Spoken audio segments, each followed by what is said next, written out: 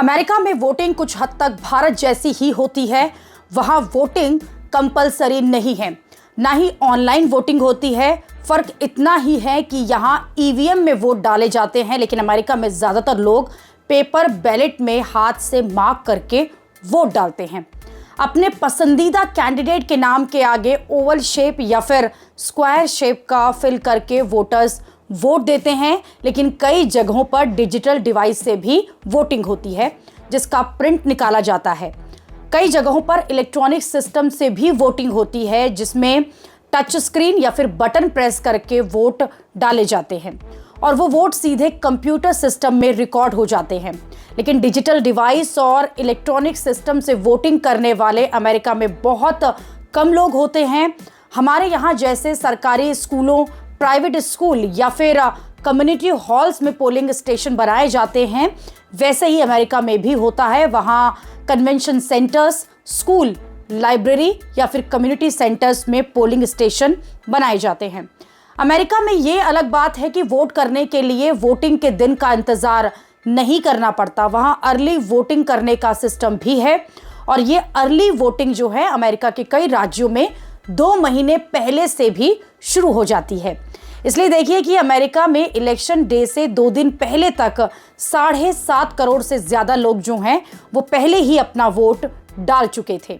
America में वैसे तो करीब 23 करोड़ वोटर हैं, लेकिन 16 करोड़ वोटर ही रजिस्टर्ड हैं और इनमें भी सभी वोट नहीं डालते। इसमें भी सबसे बड़ी बात यह है कि वोटर राष्ट्रपति को डायरेक्ट नहीं चुनते, यानी कि जिसे सबसे ज़्यादा वोट मिले वो राष्ट्रपति बन जाए, ऐसा नहीं होता।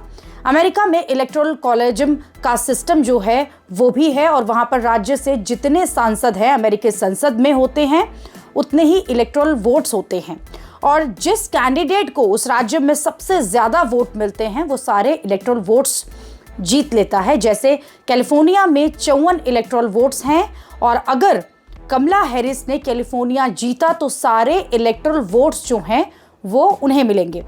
ठीक इसी तरह से फ्लोरिडा में 30 इलेक्टोरल वोट्स हैं और अगर मान लीजिए ट्रंप ने फ्लोरिडा जीता तो 30 इलेक्टोरल वोट्स उन्हें मिल जाएंगे।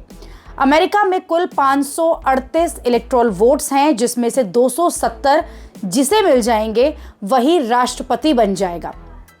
यानी अमेरिका में सिर्फ ज़्यादा वोट हासिल करके ही राष्ट्रपति नहीं बना जा सकता, बल्कि वहाँ अलग अलग राज्यों को जीतकर उन राज्यों के इलेक्टोरल वोट्स जीतना भी पड़ता है। अमेरिका में 50 राज्य हैं और ज़्यादातर राज्यों के बारे में ये तय होता है कि वहाँ जिसे ज़्यादा वोट मिलने वाले हैं, लेकिन सबसे भयंकर चुनावी लड़ाई होती है उन राज्यों में जिन्हें स्विंग स्टेट्स कहा जाता है, यानी वो राज्य जो किसी भी तरफ झुक सकते हैं।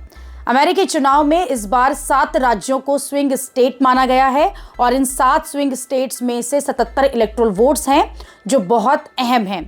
इन 7 राज्यों में 2020 में बाइडन ने 6 राज्यों में जीत हासिल की थी, लेकिन इस बार कमला हैरिस के लिए ट्रंप के सामने इन राज्यों में जीत का अंतर बनाए रखने की चुनौती है। इसी वजह से अमेरिकी चुनाव को बहुत कांटे की टक्कर माना जा रहा है।